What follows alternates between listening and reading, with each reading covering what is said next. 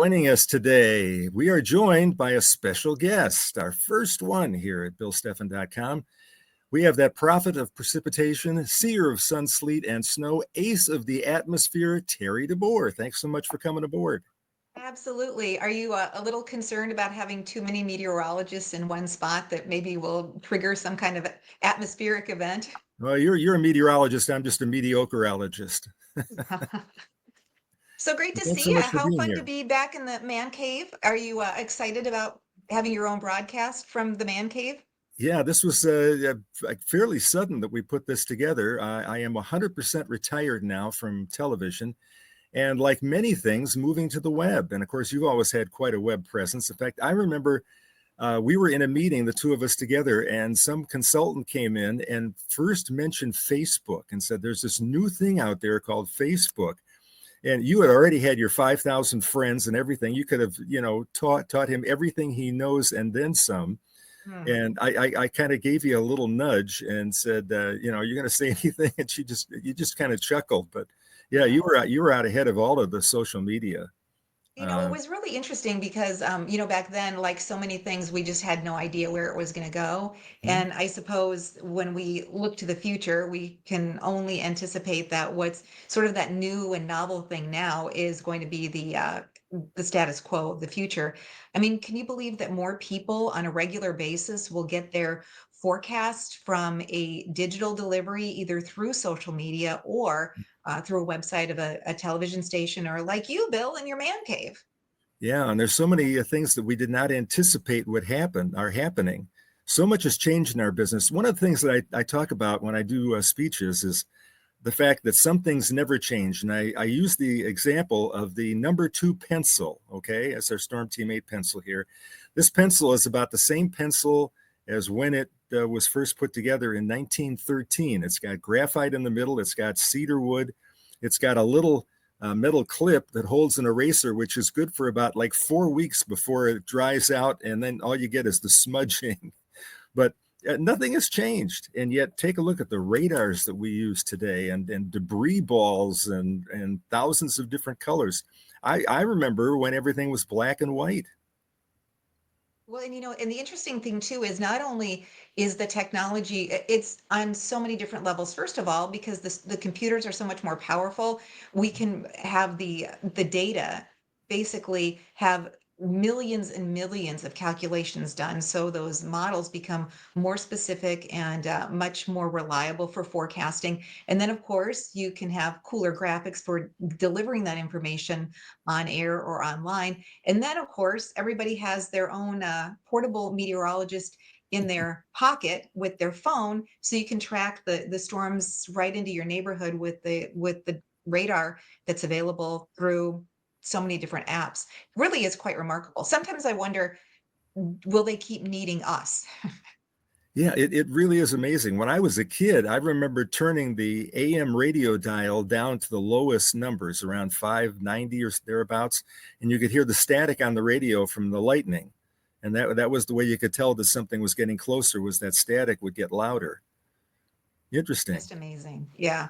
Well, Right. and then, and the other thing that's really changed too is I think people are becoming more sophisticated with Mhm. watching the weather on their own. So I think that from a public safety standpoint, when we know we've got a line of storms coming in, I'll text my husband if he's on the golf course and just say, hey, buddy, you got about 40 minutes, watch your radar. Mhm. Yeah, that's awesome. It's really nice to have a spouse that's a meteorologist and can tell you when to get off the golf course. Um, Exactly. I always show a picture of lightning hitting a golf pin and burning the grass out as you move farther away from the pin and everything. But I mean, it's very dangerous out there. Oh yeah, I used to scold him. I said, if you get struck by lightning, can you imagine how bad that's going to make me look? Hmm. I don't know if you know this, everybody, but Terri is an amazing golfer. Me, Bill, I get excited when I get a hole in 6. Okay, she gets excited when she gets a hole in 1. Okay, I I'm haven't hole in even had 6 my or hole first in hole in 7. one. I've come very, very close. I actually have a picture of the ball with a little chunk that came out of the corner of the cup. And unfortunately, the ball didn't go into the cup. It bounced to about 3 inches past the cup. So still Wow. waiting for my first hole in one. I sunk an 8 iron in a scramble once. I was in a scramble with a guy that hit 325-yard drives. This guy was amazing. He was about 6'7" and had this gigantic swing. And he boomed one out at Cedar Chase, and I hit an 8 iron, and I had no idea where the ball went. And everybody on the green started cheering. There was a par three Oh, the next hole, so there were a lot of people standing there watching. But it that's was a blind shot. fantastic. It was over a hill, so I couldn't see the pin. So We had that so was many great memories along the way. One of the fun parts about, many fun parts to our job, but being in the public eye, you do get invited to participate in a lot of charity events and a lot mhm. of parades. Remember when we used to cruise around in probably the most colorful vehicle in all of West Michigan? That's right, the weather bug, and we only had that for about a year and a half, I believe. There we are. Look at that. I'm hanging out the roof, and in fact, you and I used to have. I used to be about 95% of the time that bug was driven was either you or I. Yeah. And my wife drove it some, and I would pop out the top. I remember one time I was going through Charlotte, and the movie was just getting out, so there were a zillion people on Main Street, and Gail was honking the horn, and I was hanging out and waving like I was, Richard Nixon up there with the victory sign. I just had a Well, great people time. always Everybody was expect that. I screaming. mean, you see something that you recognize, and we promoted that like crazy. That was probably the most fun I ever had in a promo shoot when everybody piled in. I think that was the only time Craig James was ever actually in the weather bug was the Right, day we shot that promo. right. He was 6'3" and didn't quite fit. The seat didn't go Yeah, and back very Matt's a big far. guy too. But I had fun with it. I would take it to speeches, and like I said, it was basically you and I, and I think Matt Kirkwood about 5% of the time, and that was about it. Yeah. Yeah, that was about it. So it was a whole lot of fun. Now, remind everybody, when did you join Wood TV? I came to Wood TV in 2001 in July, and it was very quick because we had our first severe weather episode just a couple days after I got there. Yeah. So it was interesting. Yeah, I started out at Channel 13, WZZM in 1974. I was just out of college and raring to go, having a good time. You know what I made? I made $175 a week for working 6 days a week.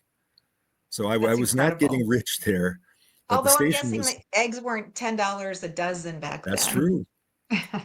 Yeah, It's all I'm relative when it comes to that stuff. Yeah, I started at Channel 3 in Kalamazoo April 1st of 1990, April Fool's Day. That was my first day there as a general assignment reporter, and then became a fill-in anchor. And in about a year and a half into my time at WWMT, I started classes in meteorology mhm. and got a second degree, made the transition from news to weather at Channel 3, putting the weekend morning show on the air. And then in 1995, Channel 8 called and made me an offer to move north about an hour. And here we are. And then I So Terri, retired I have from, a question because your yeah, meteorology was through Mississippi State, correct? yes. Which is, fun fact, where my stepdaughter attends right now. Hey, How go did that work? Bulldogs. Yeah. Was that online? Did they have online back then? Was it No. correspondence? How did you do that? Well, the internet was not invented in the early 90s, or if it did, I Right. definitely didn't have access. We had all of the lectures were on VHS videotapes. And Oh, so every wow. semester, they would send you a package which had your textbooks for that semester and all of the lectures. And so you were on your own. I would sit in the spare bedroom and watch the VHS videos and then do my homework. And then, of course, since there was no internet, there was no email. So then we had to Right. just mail back in our homework. And then to take the test, Oh. we had to go to a proctoring center where mine was the National Weather Service office in Grand Rapids. And so I'd go to the proctoring center and take my exams a couple times a semester. Hardest one was thermodynamics. I remember taking that Mhm. exam. Keith Thompson and I were in that class together. And I just remember at one point, I my brain started to hurt. And I just looked and caught him out of the corner of my eye. He was sitting across the room, and we both just had this exasperated look on our face. But we both passed, and we both finished it all up. That's such a challenge. That must have taken so much determination. Yeah, I you went really through had to 3 be semesters of disciplined too. calculus and then differential equations. And I am so happy to say that I have never looked at a differential equation since I left the University of Wisconsin. Isn't that funny? Like, you think that like all this stuff that's so critical to your profession, and then you never need it. Right. Right. But and so much of what we learned is obsolete today. We've had to relearn Right. it. Mm-hmm. And the you know, how much better radars are today than they used to be. I started out with an RCA AVQ-10, and it was designed for an aircraft in World War II. I mean, this thing was meant to see giant airplanes, not tiny raindrops and snowflakes. Right. Yeah. And it Well, was, and it was interesting then, when we ended up with the Doppler, the WSR 88B. I remember that you and the team at WZZM at the time, you were the first to be able to have the technology in this market, and so you became 13 Next Rad radar, and you guys led the charge on the technology. yeah, 1983, I think, was when we went to computer graphics too, and I think we were the first ones in the market to do that. Wow. So it was interesting. And Michelle, you made a map for me. I don't know, you wouldn't remember that. You were about 8 Oh, years I old. remember it. Yep, because You I had to remember you went on physically camera fill in and every state yeah. Well, to fill the it was background. simple back then. You clicked on the color, you clicked on the state, and the whole state would become the color you wanted. A 10-year-old Right. could do it. Yeah. Right. Right. But it was time consuming, very time consuming. Terry, do you remember, you know, when we first went to graphics, how long it took to get a graphic to load up and to save? Yeah, well, what I remember was so I was at Channel 3, and we had a device that was our computer was the Live Line 5, and it was to have internet access. We would have to, at the top of the hour that we were going on the air to do a weathercast, we would have to call up through a dial-up modem, a radar image, and a satellite image. And they would come in on 8-bit maps. We would have to cut and paste the radar or the satellite imagery onto a different kind of graphic, an RGB graphic, which was for the display, and then save that, and then wait until the observations came at the top of the hour, type in all the values and plot them on the map where they had to go. And so the earliest you could ever have a weathercast in a newscast was about 10 minutes after, Yeah, because it took I so remember long to that. get everything done. Yeah, I remember thinking, is this really an improvement? So back to And my now everything's question. Did automated. anybody, sorry. These kids these days, I just say to the young meteorologists, you kids these days have it so easy. Yeah, yeah. Well, the internet changed everything, that's for sure. But did anyone ever get pulled over driving the weather bug? No, for Not me. Oh, okay. But there were so many interesting things about it. The police let me pull up on the curb, over the curb in downtown Grand Rapids, so I never had to worry about a parking spot. If I was going downtown to do weather live, I would just drive down there, and I would go to I remember at the Children's Museum, I just drove up on the sidewalk and just left it there while I was doing You the used weather. to park where you weren't supposed to park at the college. Yes, I Nobody remember said that. anything about it. Right. Yeah. And somebody, I would go to football games too, and we would park right in front as people were coming in. Well, I'm sure Okay. a police officer isn't going to go and write a ticket to the weather bug and then go brag into his friends. I just gave the weather bug a parking ticket. Yeah. Right. All right. Let's take a moment and thank our sponsor, and we will be right back. Need a fast, efficient, and affordable cleaning service? Complete Care Concierge has you covered. Serving all of West Michigan, we offer one-time, daily, weekly, and bi-weekly cleans, plus move in, move out. We also service apartment hallways and laundry rooms. Our work is guaranteed, gift cards are available, and we even clean on weekends. There's no better way to say I love you than giving a tired mom a break from dishes and laundry. Are you a busy professional? Pamper yourself by taking vacuuming and dusting off your plate. Office manager, keep your business looking and feeling its very best. Call 264-1397 today for a spotless space and total peace of mind. Well, here we are back once again. Thanks so much for coming aboard with us, Terri DeBoer. And we've got a lot to talk about here. You first started in West Michigan in 1992, but I remember you saying that you were born in Montana. I was actually born in New Jersey, Oh, New grew up in Jersey. That's Montana. Yeah, close. Montana, New Jersey. pretty close. Yeah, only a couple of time zones away. But yeah, my dad was in the Air Force, and so I was born in New Jersey, and then um, shortly after I was born, we moved to Missouri, where my dad went to Vietnam. And when he was back from Vietnam, Uncle Sam sent us to Malmstrom Air Force Base in Great Falls, Montana, and that's where I grew up. So I do Oh, consider Montana pretty much as my home, my home. By the way, I your grew up. parents are wonderful. I've talked with them a couple of times. My father was in the Army Air Corps just before it turned into the Air Force. I believe the change was in about 1946, right after the war. But I had a great time talking to your dad, especially.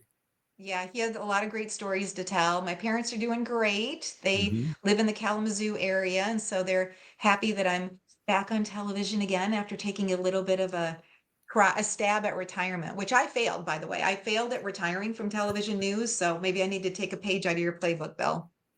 I tell you, you're one of the most amazing people in terms of multitasking too. You can be doing three things at once. I cannot at all. I have to concentrate on the one thing I'm doing. I a lot of times I even turn the radio off if I want to concentrate on driving the car.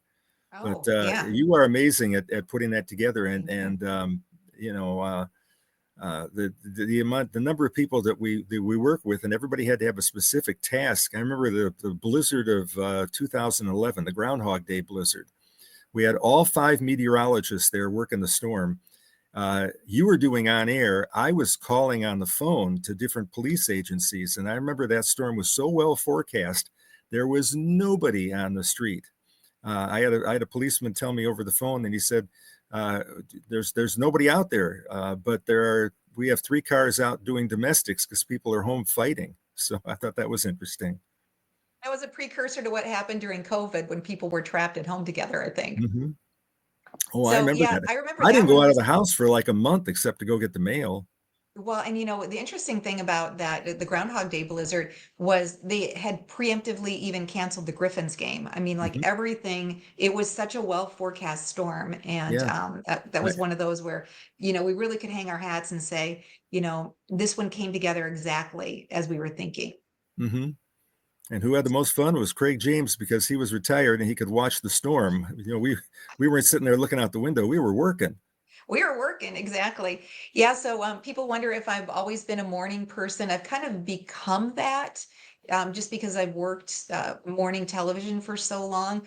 But truth be told, when I can sleep in, I do sleep in. So I don't ever have a problem sleeping until, 7, 8, even 9 o'clock sometimes. But yeah, I do prefer the mornings. I just like to get up and get things started, and then at 11 o'clock or noon, I have the rest of my day to do whatever. Awesome. Yeah, I remember that when I worked the morning shift, it was like that. When you kids were little, I used to get out after doing the last radio show, which is at 12:45, and we used to pile everybody in the car and head to Hoffmaster State Park. We would stop in Fruitport at Pomona Park there, and we would stop at the Whippy Dip on the way home and get ice cream. Those were happy days. And Yeah. when you're 2, 3, 4 years old, it doesn't take much to make you happy. It's not like we're buying you expensive electronics. You Yeah, a were happy single with scoop a is bowl of just enough. Cheerios and a piece of dental floss that you could string the Cheerios on. I remember. I mean, that was So like, much Yep. wow, fun. Dad, I Yeah. can't believe it. What a great present. So I Yeah. see on the screen you talk about my bio. Yeah, I was really at the time I didn't really realize that I was blazing a path in our industry. But when I received my American Meteorological Society's television seal of approval, I was the first woman in the state of Michigan to actually earn that. So And it that's not was an easy thing to get. not an easy thing to get, and it's so nice now because you look around and you see that I think women almost outnumber men in our profession now, at least Mhm, the people that you see on television doing the weather. Mhm. mhm. Mhm. All right, Yeah, so these are all the things I found out about you online, except most of these things I already knew. So you're a mother and grandmother. Yes, I've got 3 grandkids. My first granddaughter was born just less than 2 months ago. Jen had a baby girl. Jen is the basketball star from Grand Valley. Yeah, Jenny remembered so all the that's nice. She and highlight her husband, reels. yeah, she and her husband Jason live in Grand Rapids, so that's nice. They get to see them. My oldest, Levi, he is 7, almost 7. He'll be 7 on August 1st, and then baby Cole is not a baby anymore. He'll be 2 the middle of June. So yeah, 3 already, and hoping for more, but I won't be too greedy about it. I know And you're Bill is still busy waiting for his busy what? writing books. Busy writing books. Yes, I've written, let's see, so far 6 books, which has been fun. My most challenging endeavor was I wrote a 366-day devotional, and that was a huge effort, but I was really blessed by a company called the Christian Art and Gift Company. They have a publishing division, and they wanted a 366-day devotional for empty nesters, and so I did that project. All my books, if you go to Amazon and you click on my name, Terri DeBoer author, then you'll be able to see all the books that I've written. I was You have inducted into time the to do Michigan, all of this. pardon? Right? Yeah. Well, it's just I wrote my first book during COVID, when everything was shut down. It Mhm, was something, it really gave me a purpose during my not working hours. So I Mhm. could just be creative and try to accomplish something that I had always wanted to do. I'd always wanted to be an author. And mhm. so that was something I could do. Yeah. When I retired from Wood TV, I went to work at a financial planning company. And so I'm licensed in all of the insurance products. Oh, very cool. So, yeah, so that was, that was my first exam I took in, since Oh no. graduating from my meteorology program. So it was Yeah. really complicated, but the way those licenses work, you're licensed for 2 years in a row. So even though I'm out of that industry now, I still am licensed. So that's pretty cool. So if we do a Yeah, remake on Groundhog Day, we can have you be the insurance guy that Bill Murray comes up against there. Ned, is it Ned? Yeah, Ned. Ned? Ned?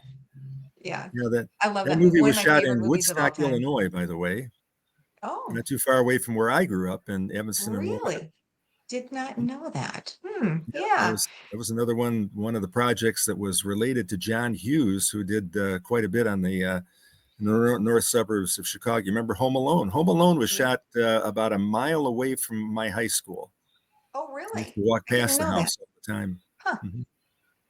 Pretty So that was cool. interesting. Yeah. Yeah.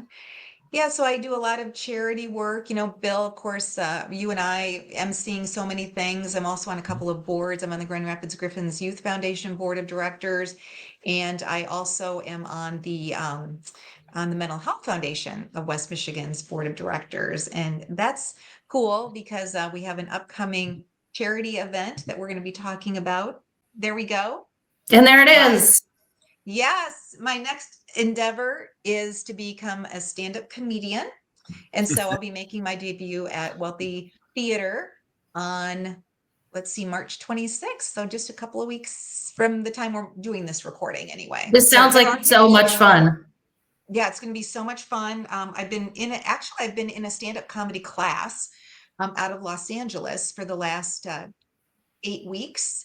And so it teaches us how to develop our material that's authentic to our own point of view. So there's some weather humor, there's grandmother humor, there's being married for 33 years humor, high school reunion humor, funeral humor. So a lot of the stuff that's kind of my Have you seasoned done stand life. up before, or is this the first big debut? This will be the first big debut that I've actually prepared for. I did when I before Laugh Fest started, they a couple of charities did stand up, like celebrity stand up, and I Mhm. tried my hand at that.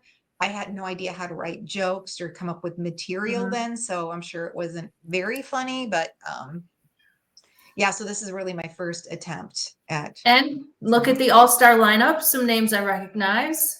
Mm-hmm. Matt Sharpe, Brian Atkinson, and then Rick Vuyst, our friend, and then Yeah, Kyle Underwood is going to MC it for us. So lots of yeah. weather. All right, so let's talk about who the show is benefiting. So the show benefits the Mental Health Foundation. When Rick Vuyst approached me about being part of this comedy show, he said we need a charity partner. And since I've been on the Mental Health Foundation board for so many years, I said, could we have it benefit Be Nice?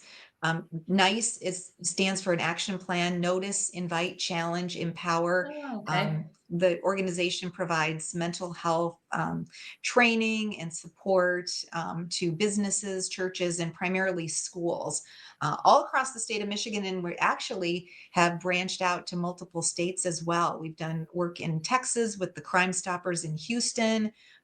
We've been in Minnesota, New Mexico. So we're in the process of really becoming a more nationally known organization with this wonderful program. And we will put in the show notes how you can buy tickets to go to the show, and then also a link to BeNice.org so that you can check that out. Perfect. Thank you so And much. one little thing, as I was researching the show, I did not know that Rick Vuyst had a funny website. So if you like horticulture and you like puns at the same time, check out rickvuyst.com.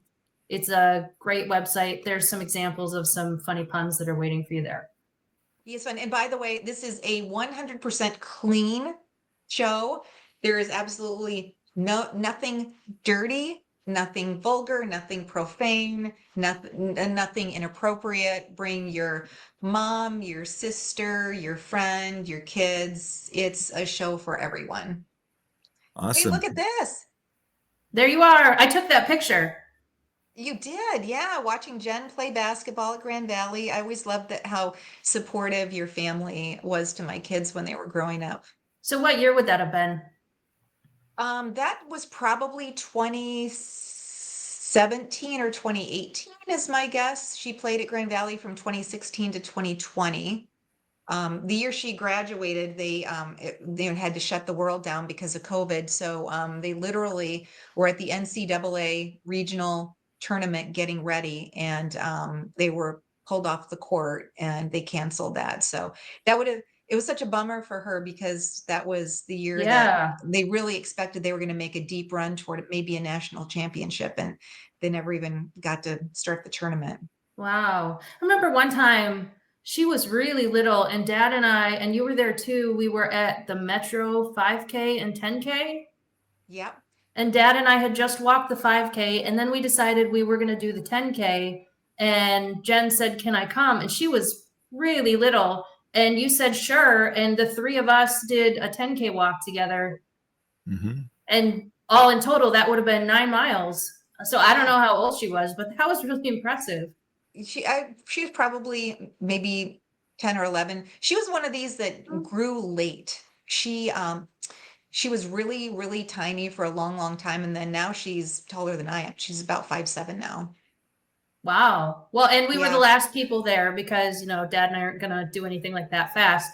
And the people who were running the last water station just left the table up, and they left 3 cups of water, and they were just sitting there when we got there.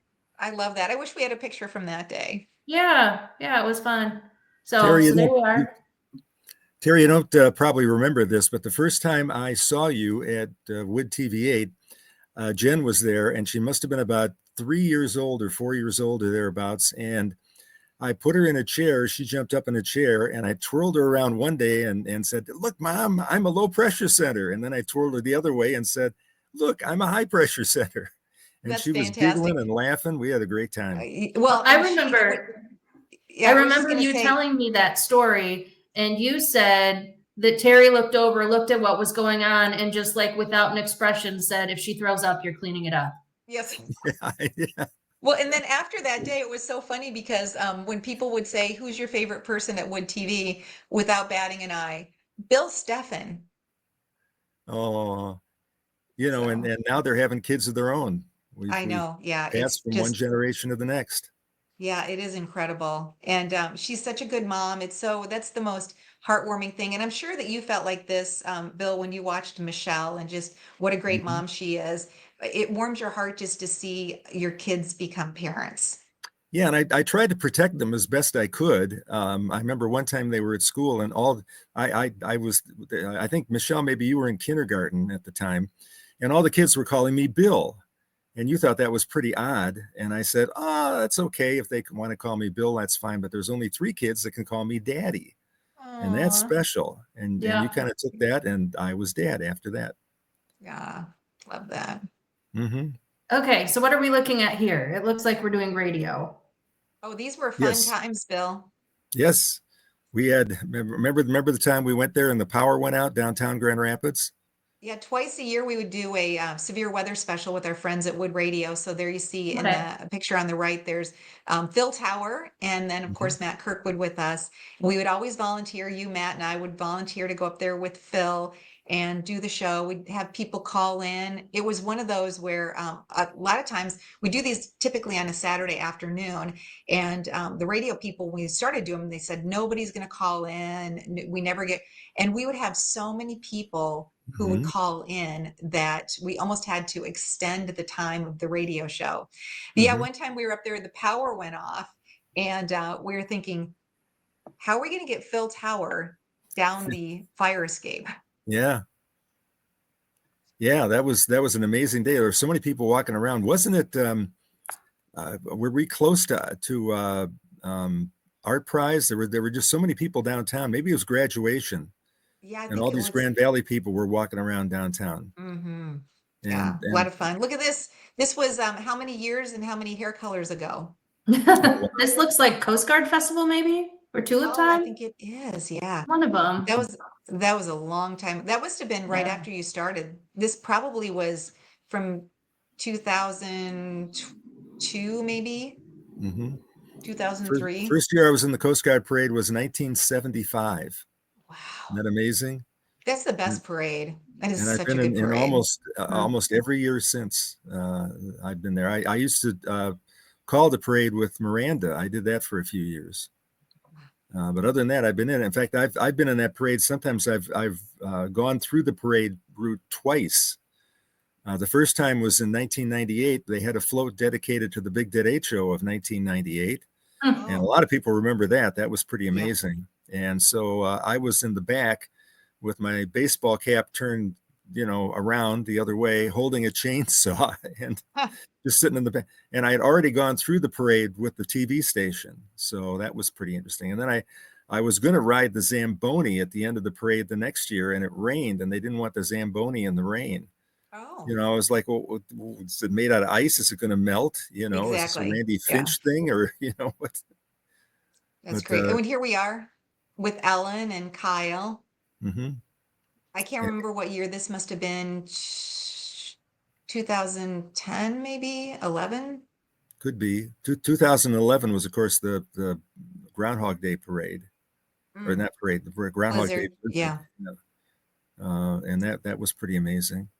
It But is fun to take a walk down memory lane. Here we are with Matt. I can't remember what we were doing. I think we were in some kind of a charity golf thing together and we were yes, yes, yes, challenging yes. I remember that someone. we were. I think was that Blythefield?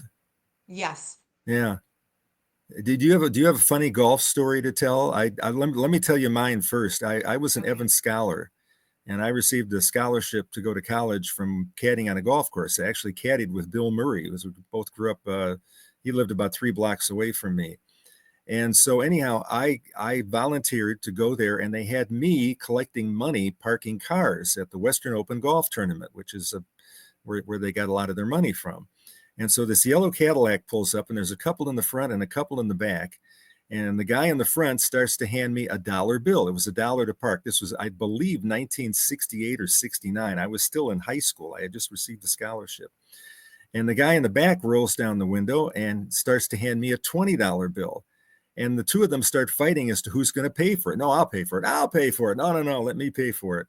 So the guy in the back seat with the $20 bill crumples up the $20 bill and throws it at me. Okay. So I go down and pick up the $20 bill. The guy in the front seat drives off and says, keep the change. So I'm sitting there holding a $20 bill for a $1 parking thing. The guy in the back is kind of, wait a minute, wait a minute. They drove off, never saw him again. Oh, that's hilarious. Yeah, those are good stories. Yeah, well, my thing is, I think I'm I can hit the ball a long way off the tee. And typically women get a good advantage on a lot of holes on a golf course. And Right. so for the longest time, people thought I was a much better golfer than I actually was because they would come up to these charity outings and I would hit a ball for them. Hey, for a $5 donation, you can use my drive.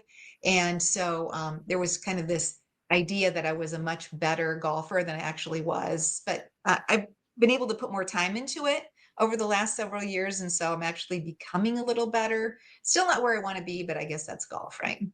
Don't let her kid you. She's really great. As opposed to me, I'm so bad off the tee that the course mates would take around a designated driver. Terrible. But yeah, and you were the announcer. I remember going out to the LPGA event out at Blythefield, and there's Terri DeBoer, announcing everybody on the first tee. Yeah, let me tell you, some of those names are so complicated. And Mhm. I figured out a little secret is to ask if you're for sure you have no idea how to pronounce the name, then you have to ask the caddy because they typically know. So Mhm. okay, so my first job ever, well, of course, babysitting. But my actual first job was at Dairy Queen. I would make Oh, the peanut fun. butter parfaits. So yeah, that was a whole lot of fun. I went from working at Dairy Queen and then I worked as a concession girl in a movie theater. Then I worked at a couple of kind of drugstore pharmacies like Walgreens along the way. I actually did work at Walgreens for a while when I was in college. My weirdest job, I worked at work exterminating for a while. That Oh, was the fun. That'd strangest Did bug job, you me. but let me tell you, it's a did you do fascinating the job. work? Were you Um, dealing with the bugs? didn't My job was to answer the phone, and when someone would describe their bug, I had to figure out based on their description what kind of infestation they had. So I can Uh, tell you the difference between a termite and a carpenter ant. And by the way, you're better off to have termites than carpenter ants because carpenter ants don't eat the wood, they just burrow through it. So they can do a lot more damage because they don't get filled up like termites do. So anyway, Oh. there are so many jobs I think it would be fun to have, and it's like so tragic that we get one lifetime because I think yeah. it would be so fun to try like 100 different things. Well, I love traveling. I mean, part of me feels like I should be a flight attendant Mhm. in my next job or something like that. But I do like to travel. That's a whole lot of fun. Like to help people too. Dad, did you ever work in fast food? No, I was when I was a little kid, I had a lemonade stand with Mary McVeigh. I took my push lawnmower around the neighborhood, cut grass and rake leaves and shoveled snow. And then I became a golf caddy when I was 13, and I did that for 4 years.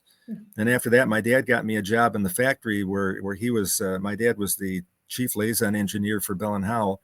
He got me a job there driving a forklift truck, and I thought I was so macho and cool. Meep meep.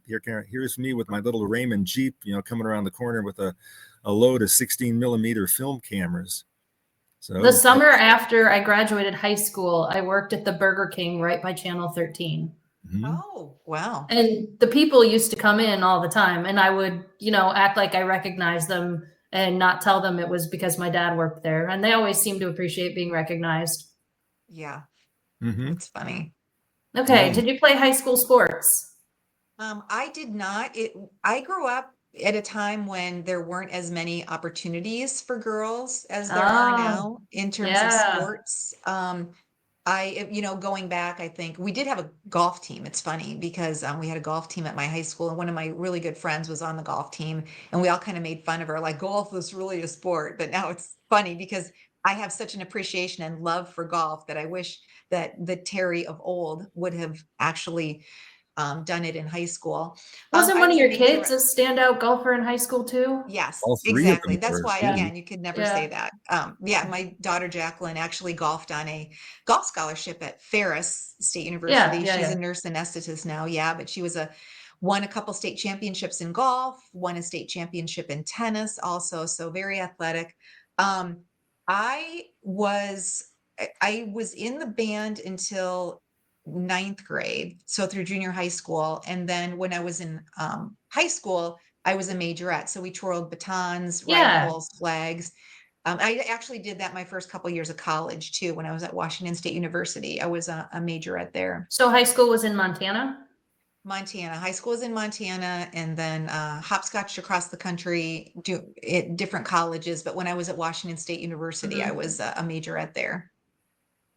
Which is Wow. really, really popular in some parts of the world, like Alabama, where I am now, and Texas. That's the biggest deal if you can get into that. I Okay, still have my so batons, and I can still actually twirl and throw it up, and all right. yeah, Well, it's I pretty just thought of a great idea for our next episode. fun. We'll have a talent show. Okay, so if you could go back and talk to your high school self, what advice would you give them?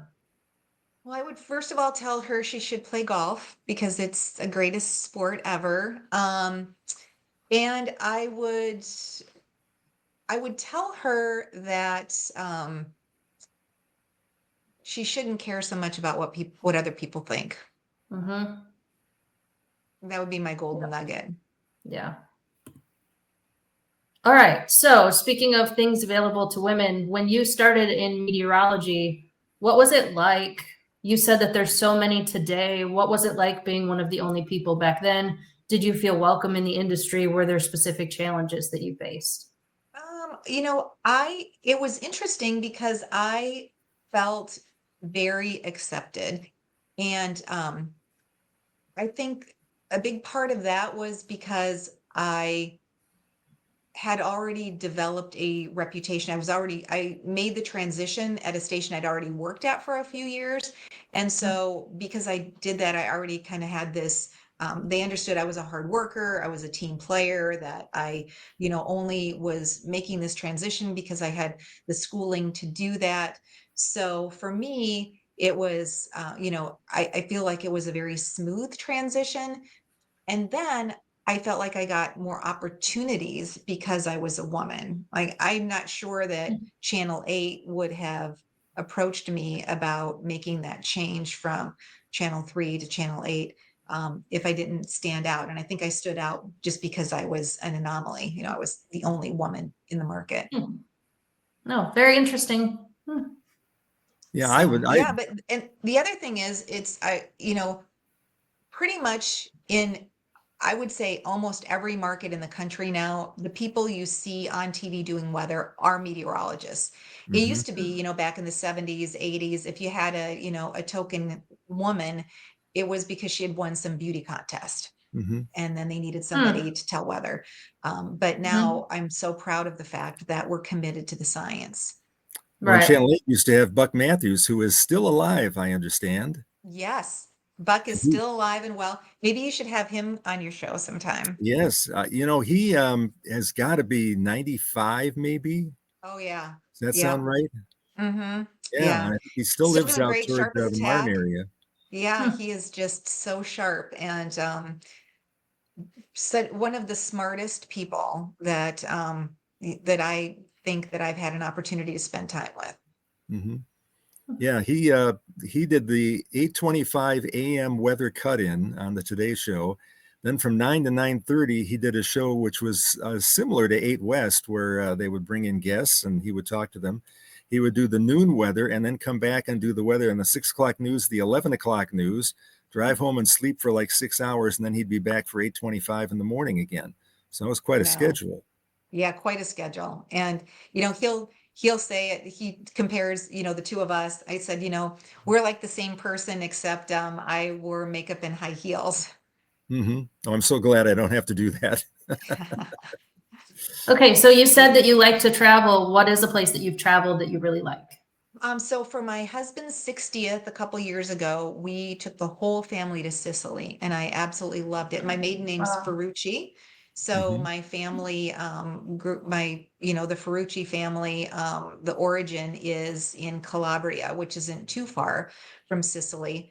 So that was a really wonderful experience. And then Yeah. last summer, for my 60th, we asked the kids where they all wanted to go, and we went to Portugal. And Wow. Oh, that was fun. great. Yeah. And then since we were already all the way over there, my husband went to London for a few days and then to Paris for a few days. So that was Portugal's really still on great. my list. I've never been there. It Yeah, was that's really, right. it was, it's a beautiful country. We had so much fun.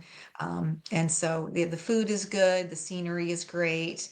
Um, and now my travel plans typically take me to Florida because that's where my grandkiddos, two of my grandkids are in Mhm. Florida. So Mhm. Also a great place to go. You can't go wrong. exactly. Yeah, Michelle, you've been in what, 32 countries or something like that? 30, I think. I'd have to make a list at this Okay, point. yeah. For those of you that Yeah. don't know, Michelle works for American Airlines part-time to get the travel perk. It Yeah. helps. Is that, If you love to yeah. travel, that's not a bad way to do it. How many Yeah. times have you been to London? I've lost count. Wow. It's So over Bill, a dozen, how right? many times have you gone with her? It seems like you're always on a plane these days too. We've got them Golly, going. yeah. Mm-hmm. I've been to all 50 states right now. We were going to fly to North Dakota, Mm-hmm. and that would be my 50th state, but there was a blizzard that closed the airport there. This was in early April. And so Michelle said, okay, you want to go to Israel instead. So instead of going to Fargo, we were walking around Tel Aviv. So the Wow. issue was that we couldn't get into North Dakota because there had been a storm and the seats booked out for a couple days. So, okay, but getting out of Grand Rapids was still okay. So I just said, all right, well, I'll just come down. I'll meet you in Grand Rapids. We'll figure out where we're going. Okay, so where are there open seats that we can go from Grand Rapids? And the answer was Charlotte. All right, where are there open seats that we can go from Charlotte? And the answer was JFK. Okay, well, I know JFK's got international. So I put into the system where are the most open seats. And the answer that came back was Tel Aviv. And I said to him, well, I wish I were brave because Tel Aviv's open. And he said, well, why can't we? I'm like, why can't we? We started off a year ago with me taking you by the hand on a plane to Chicago. And now Right. you want to know why we can't go to Tel Aviv tomorrow? All right, well, get in the car and we fly to Best Buy. It's like 7:50 p.m. And I'm calling Dan and I said, so hypothetical question, what charger converter do I need for Israel? And he's like, hypothetical question, why?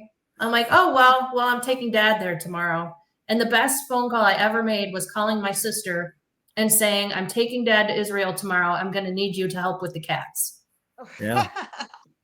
Yeah, we have three And off we cats. went. It was really exciting. And Yeah. you just happen to all have your passports with you and ready to go?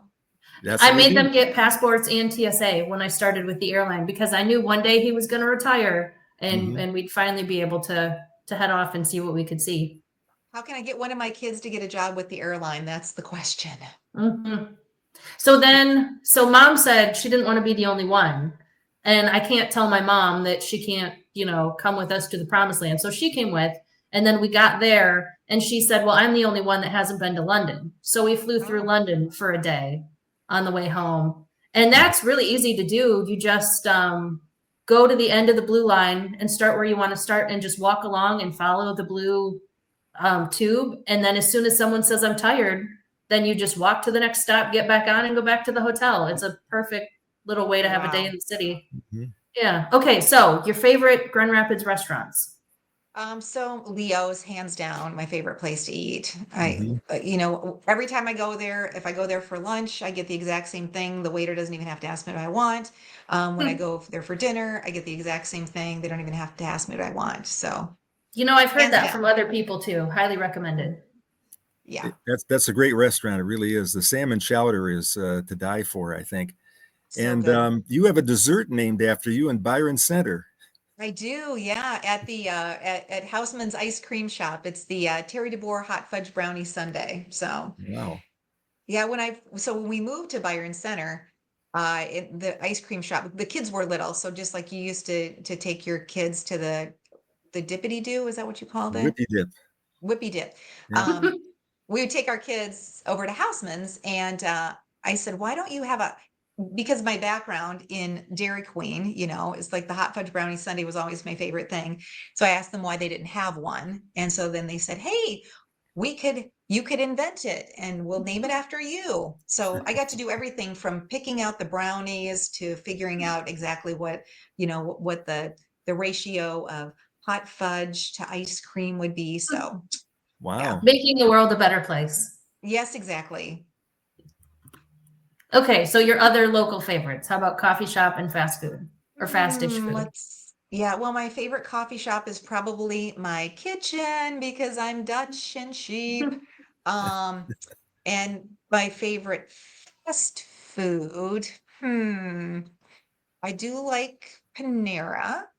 Mhm. That's probably because they have the thing where you can get the sip club, and for $5 a month, you can get Yeah. unlimited drinks there. So yeah, Yeah, if you live that's by good. one, something like that would be a good deal. Yeah.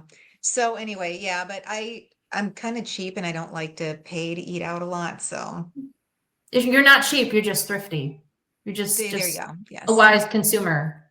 Yes, I try It's a badge of to. pride. All right, so if we turned on the radio in your car, what is your genre of music? So right now, I have satellite radio, and right now it's tuned to, there's a clean comedy channel. And because I'm getting ready for my Hmm. first stand-up comedy thing, I'm just a huge consumer of comedy.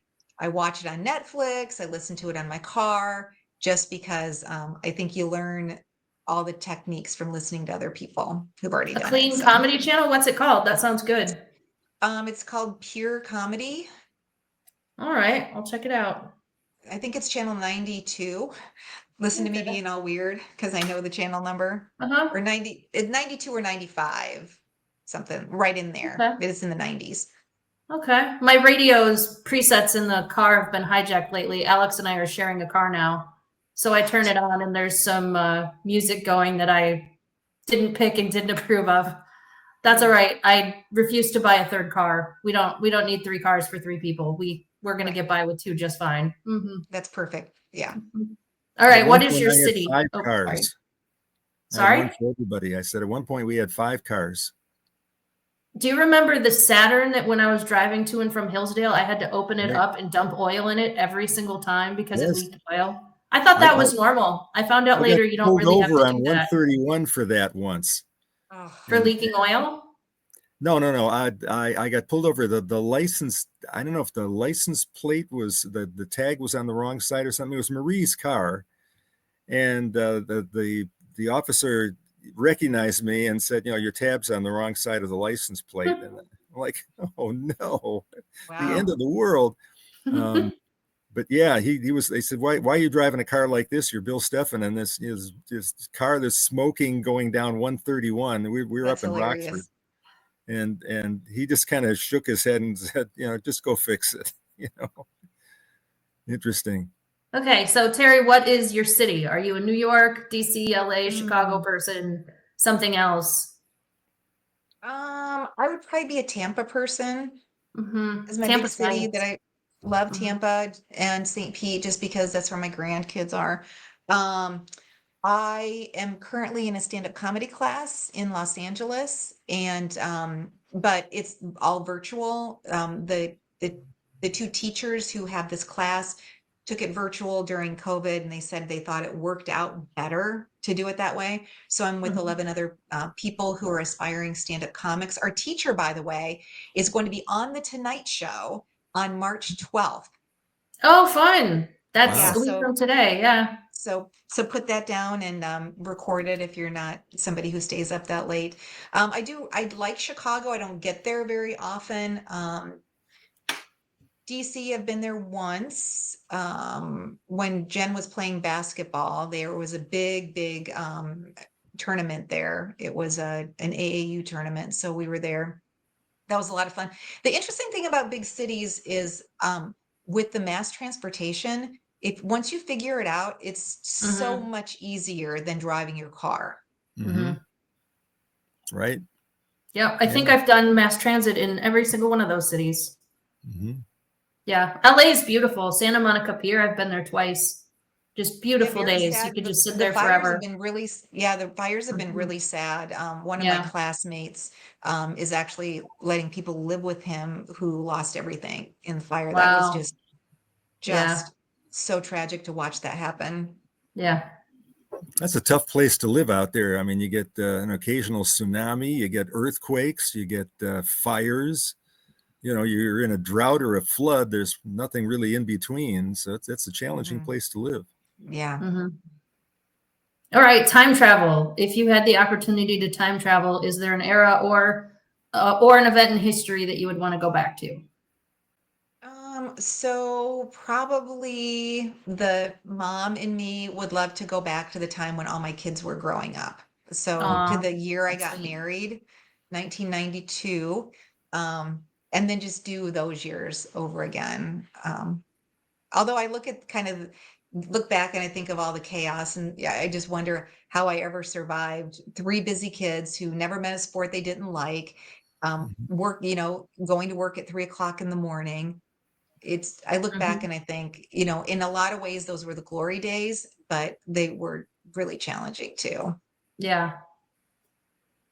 Yeah, I didn't think the 2-year-old phase was that bad when we had 3 kids in 3 years. So we had 3-2-1 and then 4-3-2. And I didn't think that was that bad at all. We managed to Yeah. get through just fine. All right. And then one more time. Here's the comedy event coming up on March 26th. Should And be a we lot will of put, fun. Yeah. So Matt Sharpe is a therapist who's based in Muskegon, and he has become a stand-up comic, very funny. Brian Atkinson, radio personality who does a lot of stand-up comedy. He's all over. He only performs in Grand Rapids. He said once a quarter. So if you are a fan of Brian Atkinson and want to see him live, Rick Vuyst met Matt Sharpe because they were in the same stand-up comedy school together here in Grand Rapids. And then, of course, our friend Kyle Underwood, who is going to be the master of ceremonies for the event. As I understand, ticket sales are going great. So if you do want to see the show, make sure that you get your hands on tickets ASAP. Goes to a good cause. Great cause. Yeah, should be fun. And they can Well, see thanks you so on much. Fox 17, Fox Sunday, Monday, 17. and Yeah, Tuesday mornings. I came out of my retirement from broadcast television to work part-time. I typically work Sunday, Monday, Tuesday, the morning shift. This week we've got our chief meteorologist, Kevin Craig, is on a 2-week vacation. And so I'm working kind of a wonky schedule. So I work Friday, Saturday, Sunday, Monday, and then the upcoming stretch. And then I also have the following Friday, Saturday, Sunday, Monday, Tuesday. So it's, this is a true story. Back in college, I interviewed for an internship to be a producer at Fox 17. oh, you're kidding. Yes. And I ended up going to Washington, D.C. instead, so I didn't pursue it. And I have this tiny little bit of what could have happened if I had done that with that summer instead. Yeah. So, yeah, maybe we would have been coworkers. I don't know. Yeah. You never know. Although it is interesting because the hardest thing that I have, I think, at this point in my life is it's easy to look back and think, what if I would have taken that path instead of the path that Mhm. I did? I used to, Yeah. when I was you asked me about college and my hometown and everything. I did kind of this musical hopscotching through college. And so I started at Montana State University, then I went to the College of Great Falls, then I went to Washington State University, then I went to the University of Wisconsin at Oshkosh to finish up. Wow. And then Mhm. I, took my first TV job was in Green Bay, and then I worked in Sioux Falls, and then I moved to Kalamazoo.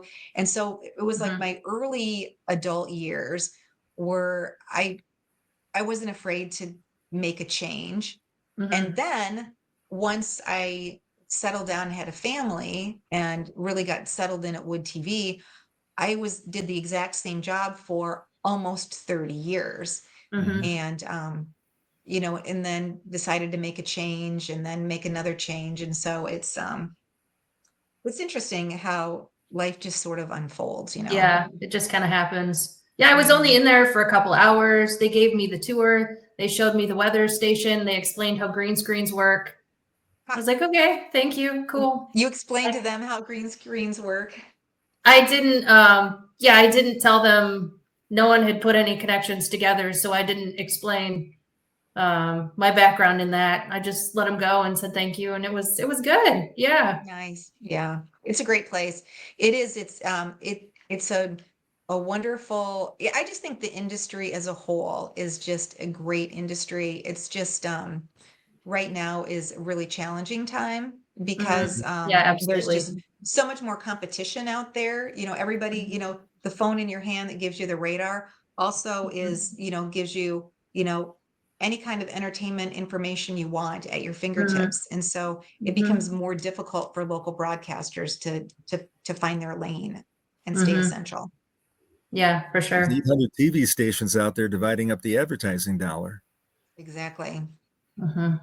And look at the commercials that we show right now. It's gambling. It's a lot of pharmaceuticals, some home improvement. Yeah, it's not quite the same as it was in the old days.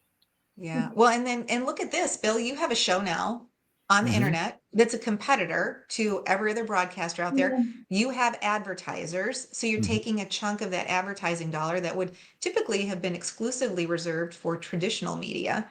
Right. So, and it's amazing how many hats you have to wear so quickly to be doing this.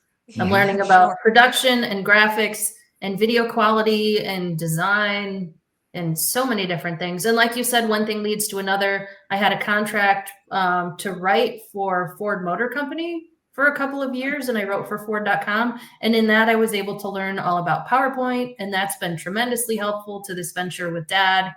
Another true story is in high school, my classmates voted me most likely to be famous. And I have been trying very hard not to live up to that. But now here I'm hosting this on the internet with Dad. So here we are. That's it. Yeah. Well, thank you very much for letting me be your first guest. I'm so excited. Yes. Thank you for helping us work out the glitches. For sure. Right. Yeah, absolutely. I love it. And we'll put in the show notes the info about the comedy and benice.org and all the other things so that everyone can follow up and see you there. Sounds great. Thanks, guys. Thank you, Terri. Really appreciate it. Bye-bye.